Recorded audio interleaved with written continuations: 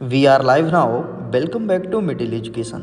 जैसे कि आप सबको पता है कि आज क्लास 10th की सोशल साइंस का पेपर था एंड सारे बच्चों का पेपर हो चुका है। लीजिए आपके सामने कक्षा 10वीं समाज विज्ञान का संपूर्ण उत्तर लेकर के आ चुका हूँ। चलिए देख लेते हैं किस प्रकार से पेपर था। वैसे ये पेपर हमारा सेट नंबर ए कहलाएगा। अलग अलग सेटों में पेपर आ रहा है, ए बी सी। मैंने बी सेट तक का देखा है। आपके स्कूल में कौन सा सेट आया था कमेंट सेक्शन में ज़रूर लिखना। तो चलो फटाफट हम आंसर को मैच कर लेते हैं कि क्या होगा इनका सही उत्तर।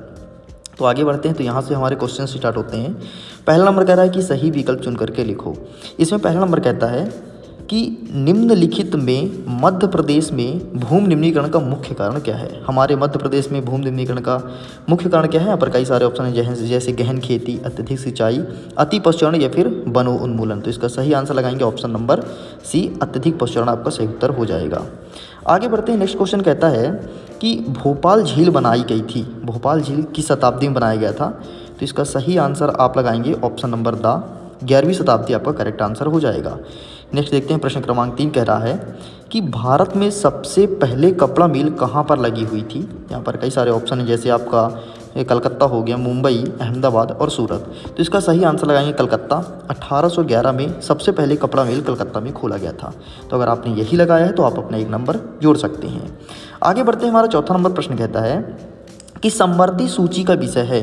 मतलब यहाँ पर जितने भी ऑप्शंस हैं वो कौन सी समवर्ती सूची में आती है। ऑप्शन नंबर फर्स्ट है शिक्षा, सेकंड नंबर कहता है विदेश, थर्ड नंबर कहता है पुलिस और चौथा नंबर कहता है प्रतिरक्षा। इसका सही आंसर लगाएंगे ऑप्शन नंबर फर्स्ट शिक्षा। शिक्षा जो है समवर्ती सूची का विषय है। बाकी विदेश हो, पुलिस हो, प्रतिरक्षा, प्रतिरक्षा मतलब डिफेंस है। तो ये सारे केंद्र सूची के विषय के अंतर्गत आते हैं। आगे बढ़ते हैं। हमारा पाँचवा नंबर कह रहा है कि भारत में सबसे कम साक्षरता वाला राज्य कौन सा है। कहाँ के लोग सबसे कम एजुकेटेड हैं। ऑप्शन नंबर फर्स्ट कह रहा है केरला, सेकंड नंबर कह रहा है बिहार, थर्ड नंबर कह रहा है Madhya Pradesh and fourth number कह रहा है राजस्थान। इसका सही आंसर लगाएंगे ऑप्शन नंबर बी, बिहार इस करेक्ट आंसर। यहाँ की साक्षरता सबसे कम है और यहाँ पर जनसंख्या घनत्व तो सबसे अधिक है।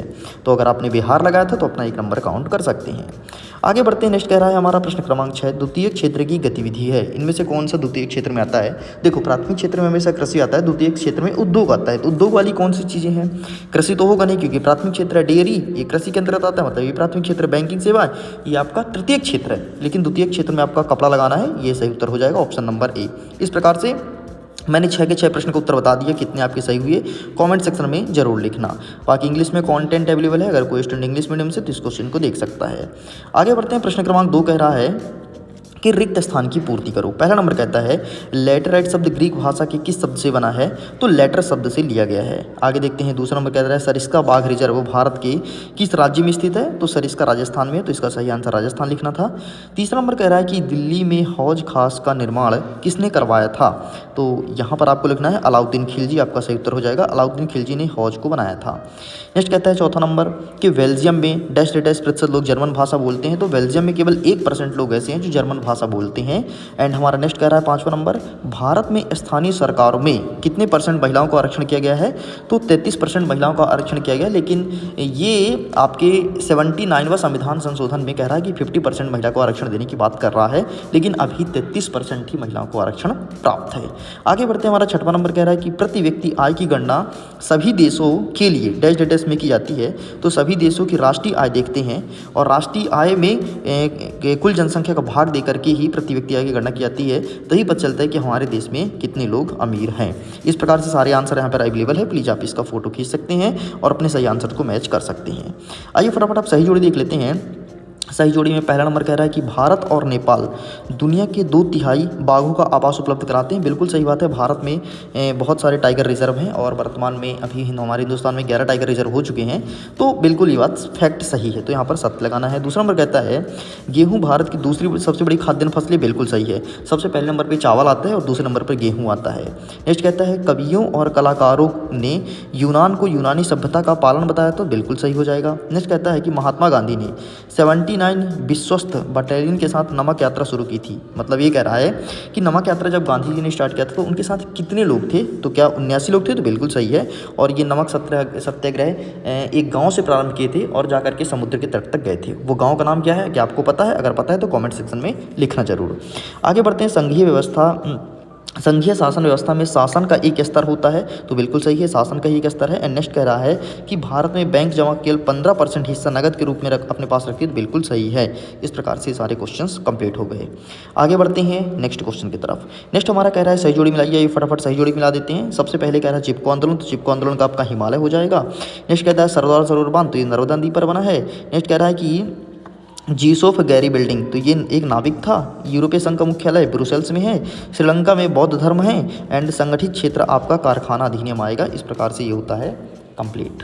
चलिए इंग्लिश में अवेलेबल है, आप इंग्लिश में देख सकते हैं। आइए फटाफट प्रश्न क्रमांक 5 देख रहे हैं, एक वाक्य में उत्तर दीजिए। पहला नंबर कहता है कि भारत का भौगोलिक क्षेत्रफल कितना है, तो यहाँ पर जो आंसर लिखा वो गलत है, मैं सही आंसर लिख देता हूँ। ठीक है, 32,87,263 वर्ग किलोमीटर। अगर आपने यही लिखा है तो आंसर सही है। देखो इस बच्चे ने ज़्यादा कुछ गलती नहीं किया, 262 लिख करके आया, तो आंसर गलत माना जाएगा। नेक्स्ट कह रहा है कि बंगाल की किस नदी को शोक नदी कहा जाता है, तो दामोदर नदी को शोक नदी कहा जाता है। बंगाल में दामोदर नदी हमेशा बाढ़ लेकर के आती है और इससे हमेशा बंगाल को सामना करना पड़ता है। भारत का मैनचेस्टर किसे कहते हैं, तो महाराष्ट्र को कहते हैं। ठीक है, विश्व के कितने देशों ने संघीय शासन व्यवस्था बनाई थी, तो 25 देश। अगर 25 तुमने लिखा तो बिल्कुल सही है, एक करेक्ट आंसर ये हो जाएगा। नेक्स्ट कहता है कि संविधान में हिंदी के अलावा कितनी भाषाओं को अनुसूचित भाषा का दर्जा दिया गया है, तो हिंदी के अलावा आपकी 22 भाषाएं हैं। और इन सारे क्वेश्चंस को मैंने अपने मॉडल प्रश्न पत्र में कवर किया था, वहीं से देखने को मिला है, टेंशन मत लीजिए। नेक्स्ट इंग्लिश का है, इंग्लिश का सब कुछ कंटेंट मेरे पास आ गया है, जल्दी आपके सामने एक एक प्रश्न का उत्तर रखने वाला हूँ। नेक्स्ट कह रहा है कि बहुराष्ट्रीय कंपनी द्वारा किए गए निवेश को क्या कहते हैं, तो उसे विदेशी निवेश कहा जाता है। इस प्रकार से सारे क्वेश्चन कंप्लीट होते हैं।